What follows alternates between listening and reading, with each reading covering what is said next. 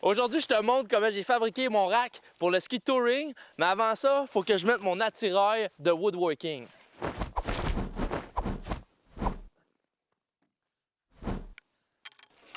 Voilà, on est prêt.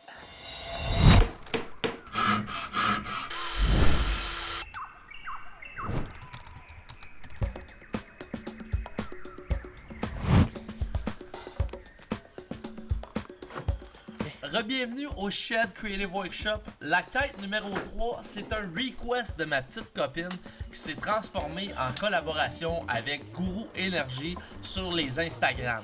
Aujourd'hui, on fait un rack à ski pour le touring.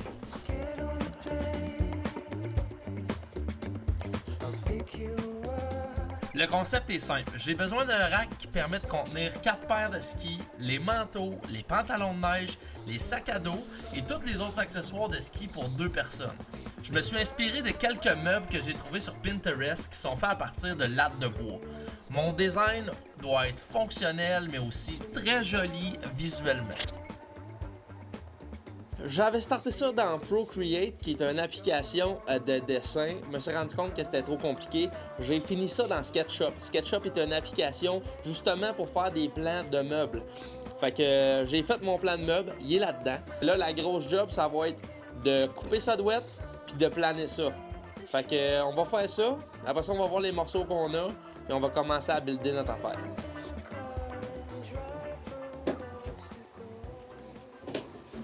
Pour fabriquer le meuble, je me suis procuré des planches de frêne revalorisées de 2 pouces d'épais par 8 pieds de long chez Bois Public, une OBNL sur l'île de Montréal. Ils sont bien gentils, leur mission est bien le fun, puis ils m'ont fait un petit rabais pour le bois de cette vidéo. Mon rack, il va avoir comme 6 pieds et demi. Moi, je fais quasiment 6. Fait que 6 pieds et demi. Fait que je vais essayer de couper mes planches à 6 pieds et demi. Ça va en faire moins long à dégauchiser. 78 pouces.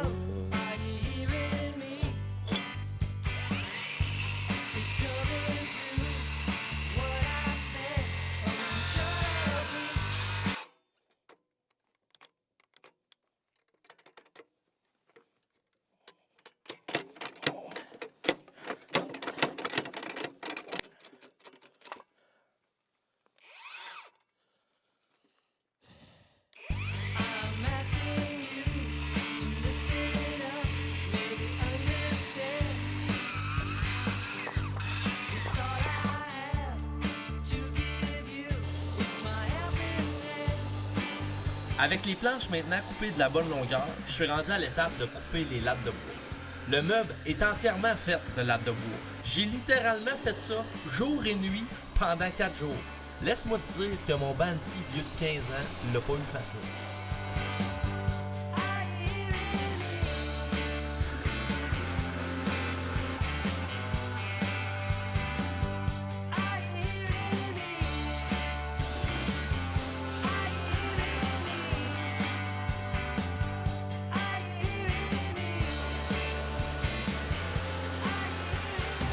OK, le problème, là, c'est que c'est vraiment des longs bouts de bois, hein?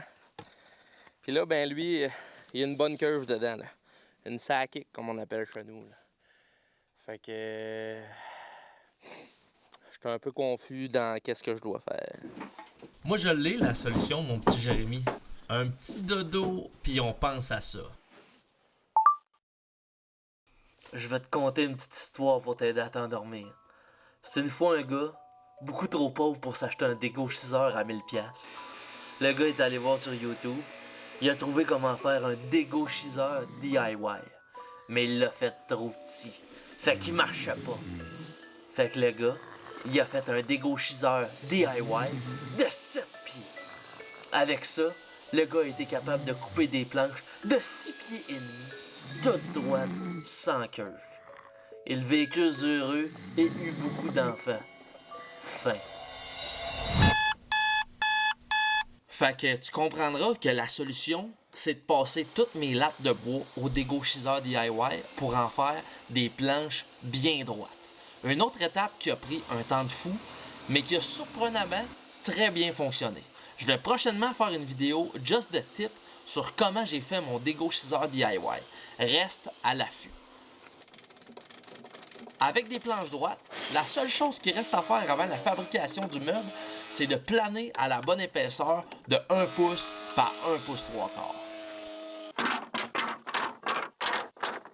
OK, fait que 4 jours plus tard, après pluie, beau temps, mauvais temps, verglas, neige mouillante, collante, j'ai finalement terminé de faire mes lattes de bois. J'en ai fait plus que moins. Fait que là, je devrais en avoir assez pour faire le montage de mon rack de touring. J'ai acheté une table à toupie plus une toupie pour être en mesure de faire les entailles que j'ai besoin de faire dans les pièces manquantes pour embouffer tout le meuble ensemble. Je me suis fait un petit jig en bois de même qui s'insère dans la craque ici que je vais glisser de façon sécuritaire pour faire mes entailles. Ça va être bien facile, ça va être bien beau. Je vais me mettre les petites mains ici, je vais pousser ça de même. Facile de même.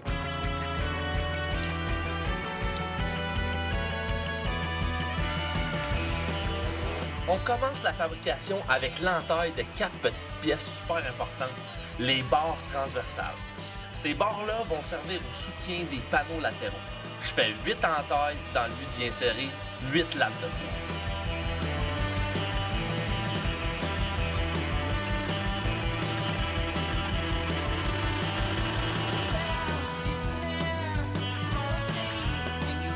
Fait que le but en coupant ça, c'est que ma latte de même, elle vienne s'accoter ici. C'est exactement ça, regarde le fit.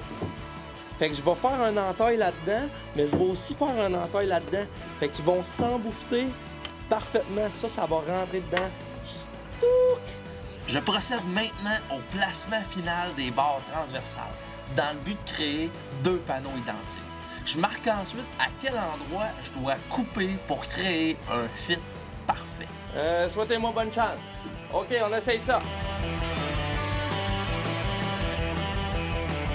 Pour chaque latte de 6 pieds, j'ai fait 2 entailles. La première complètement à la base de la latte et l'autre à environ 4 pieds de la base. J'ai répété cette opération-là 32 fois. C'est pas rien. On est maintenant prêt à faire un test fit. Des tests comme ça, j'en ai fait pas mal, dans le but d'être certain que tout fit bien ensemble. Comme ils disent dans le jargon du travail du bois, tourne ta langue 9 fois avant de commencer à couper. Ou de quoi dans le genre. Comme tu peux voir, c'est pas parfait, mais ça fonctionne très bien. J'attends avant de coller parce qu'il reste une étape importante, l'ajout des crochets. Fait que dans le fond, là, ça c'est un côté du meuble. Fait que ici, je veux mettre 2 crochets. Ces 2 crochets-là, je vais mettre des crochets pour les bottes. Je vais mettre un autre crochet dans le milieu ici pour accrocher ton sac à dos. Plus haut ici, je vais mettre 4 crochets. Puis ça va être pour accrocher ton manteau, ta doudoune, ton bib, toutes ces belles affaires-là.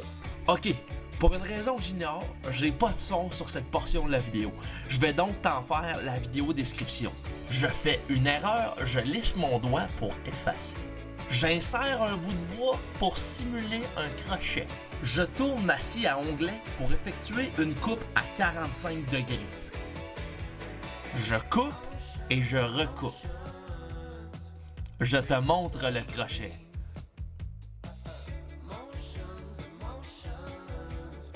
Je simule une deuxième fois. Je suis content. Je souris. Je dis « Oh yeah ». Je trace la forme du crochet à l'aide d'un crayon orange. Je coupe. J'utilise un tape à mesurer. Je mesure. Je coupe encore. Je coupe les pointes de tous les crochets. Je lance les crochets pour faire une belle shot. Ça ne semble pas assez bon. Je relance les crochets. OK. Une dernière fois, là, lancer les crochets. Fini la vidéo description. La prochaine shot, j'ai retrouvé mon son. OK, fait que là, il a fallu que je sorte mes maths secondaire 2 parce que je me rappelais pas comment trouver le centre d'un parallélogramme. Comment j'ai trouvé le parallélogramme? Pris ma planche de même, mon crochet, il vient s'accoter de même ici. Fait que je m'assure que mon crochet, il arrive ici à 13 pouces. Puis là, j'ai marqué tout le tour. Ça m'a donné un parallélogramme de même. Puis, le milieu du parallélogramme, c'est... Tu traces des diagonales entre chaque coin. Puis le point qui croise, ben, c'est ton point milieu. Je vais prendre ça ici, qui est des petites affaires en bois là, que j'ai acheté au Rona. Là. Puis je vais me faire des dowels de la bonne grandeur. Je vais prendre une mèche qui est exactement le diamètre du dowel ici. Ça va devenir ma pin pour tenir le crochet. Puis on va essayer que ça soit tight, fait que le crochet il va comme avoir une tension quand on va vouloir le descendre puis le monter. Fait que c'est ça le plan.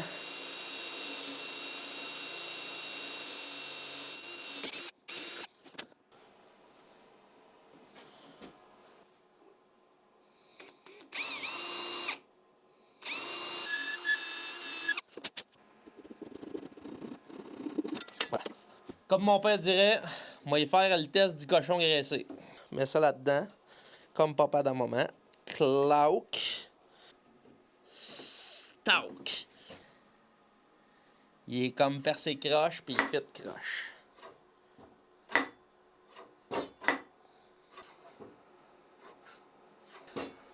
Mais au moins, ça marche, tu sais.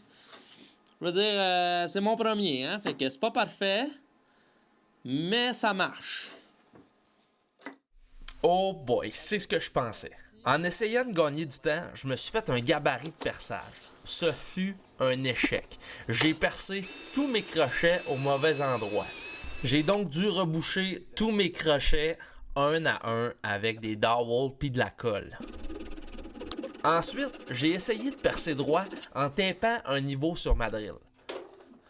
Gars ben là, quand je perce là, je perce croche, ok? Puis là, moi, je l'ai pas, là, la petite taux pour percer, là, ok? Fait que, m'a me tapé un niveau sur le bord de ma drill. Sans succès. J'ai essayé 1001 techniques trouvées sur YouTube. Fait que là, t'as un angle droit ici. Puis là, tu viens mettre ta drill là-dedans, puis tu perces. Toujours sans succès. J'en suis finalement venu à la conclusion que j'avais besoin d'une perceuse sur pied. Regarde bien là. Des fois, les grands problèmes nécessitent les grandes solutions. Fait que je suis rendu avec un drill press. C'est parti, mon kiki.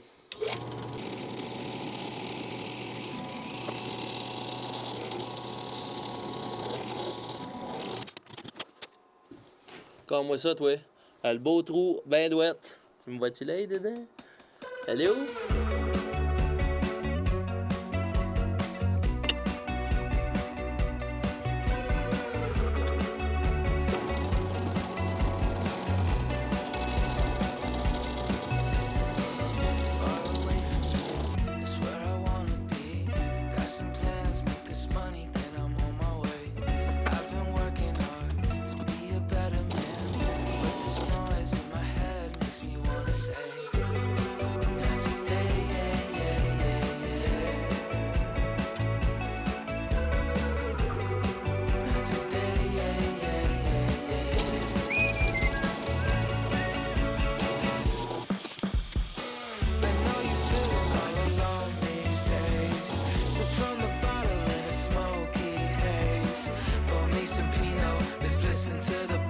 Fait que, après une discussion avec mon paternel, j'avais des... ça, c'est les crochets pour les bottes de ski. Les bottes, ils vont quand même être lourdes. J'avais des petits mini dowels de même, mais j'en ai d'autres des plus gros de même. Là, il m'a dit, moi, j'ai peur qu'en mettant les petits mini dowels, ça pète.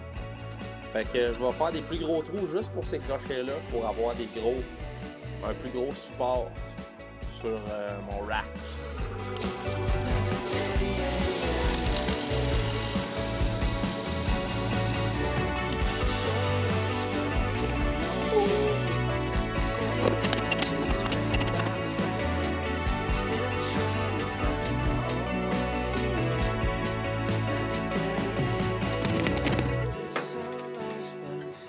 Wouh!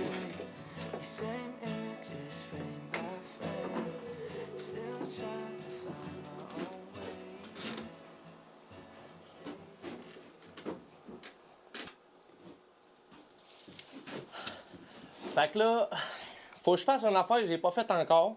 Faut que je coupe le top de la planche. J'ai déterminé que ça allait être 77 pouces. Fait que je vais me mettre une affaire de même ici qui va s'assurer qu'on garde la bonne distance entre les lanières. Puis je vais me couper une belle ligne droite à 77 pouces à partir du bas.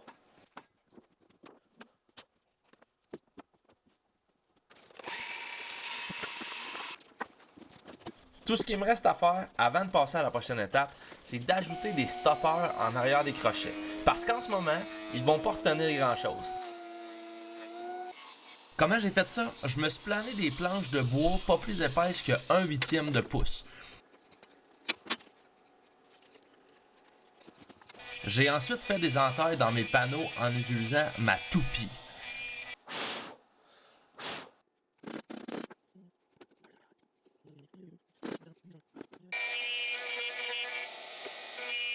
J'ai ensuite inséré les petites planches dans les entailles, puis le tour est joué. Tout ça va permettre au crochet de rester dans un angle maximal de 45 degrés. Hey, je pense que je vais être prêt à sabler puis coller. Je pensais pas arriver à ce moment-là un jour. J'aimerais remercier Gourou pour m'avoir soutenu pendant ces longues heures à figurer out comment faire un de trou dans un crochet. On va commencer le sablage de cette beau petit bébé-là. Juste pour enlever les petites, les petites échardes tannantes, là. On commence avec ça, on fait ça au complet. Ça va y aller au toast, mon chum. Je vais juste te montrer un petit 15 secondes de sablage là, parce que c'est vraiment plate à regarder. Mais je sais pas si t'es bon en maths là. Moi je suis quand même pas pire. Mais 16 lattes de bois fois 4 côtés chaque, ça fait beaucoup de côtés là, genre 347 côtés au total. C'est vraiment long à sabler un meuble de même.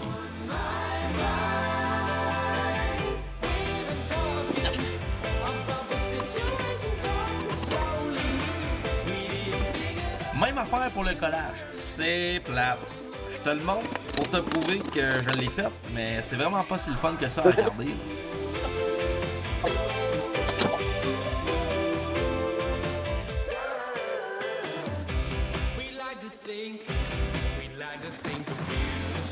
Avec les panneaux sablés puis collés, ça commence à sentir la fin. Je coupe les excédents. Je fais les derniers touch-ups de finition, un dernier petit planage pour que tout soit flush, puis on est prêt à monter notre meuble.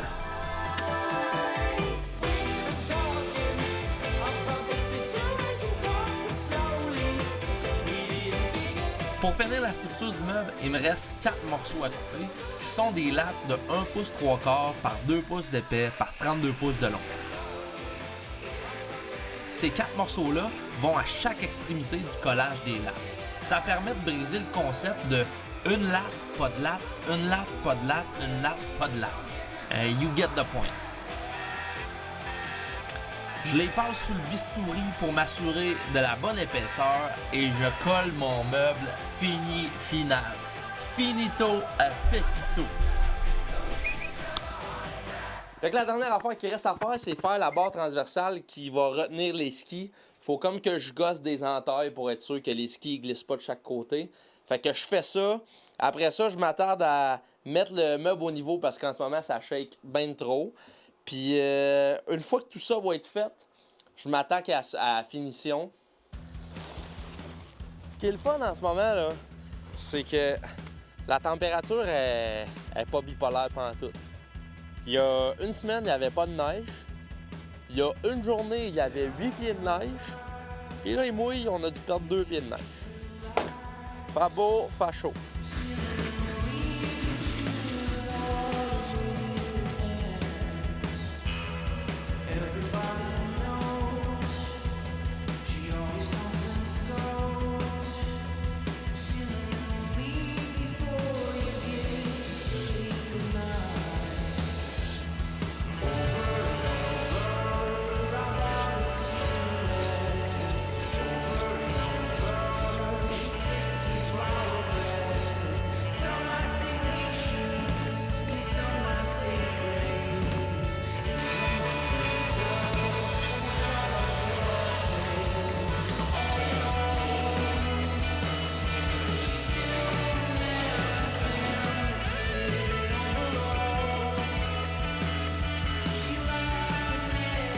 Very nice!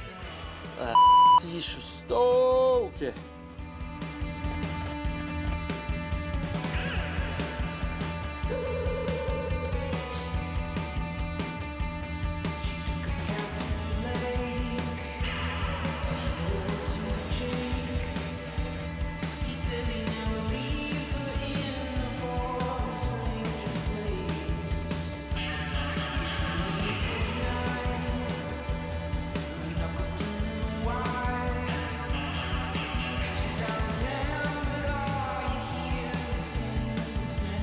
Ok la gang, j'ai fini mon meuble.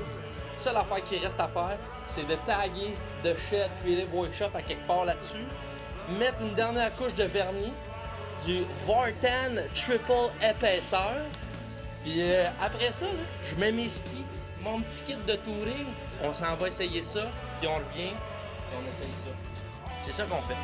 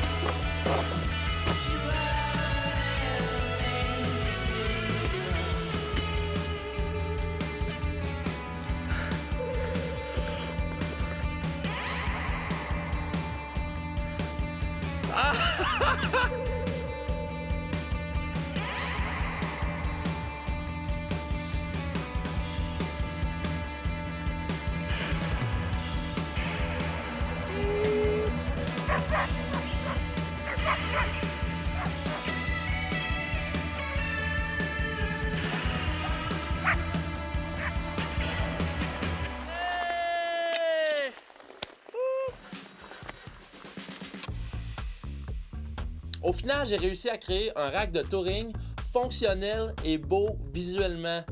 Quest complete, mon ami. J'ai travaillé sur ce projet-là pendant quasiment 1 mois et demi on and off. J'ai aussi appris qu'en woodworking, tu peux pas vraiment couper les coins ronds. Sinon, ça te revient directement au visage. Je gagne un beau total de 124 XP, ce qui fait en sorte que je ne monte pas seulement au level 3, mais bien au level 4. 2 niveaux d'un coup, toi chose. Still un noob, mais un noob level 4. Puis là, mon petit chum, là, si t'as aimé la vidéo, tu mets un petit like, un petit commentaire, tu me laisses savoir qu'est-ce que t'aimerais que je fasse comme prochain projet. T'envoies la vidéo à ta mère, à ton père, à ta blonde, à toute ta famille, tous les petits amis. Tu peux même aller follow mon compte Instagram puis TikTok pour du contenu exclusif, mon ami. Ah ouais! Puis pour l'amour du bon Dieu, tu peux-tu te subscribe à mon channel? Ça m'aiderait bien gros. Facile de même.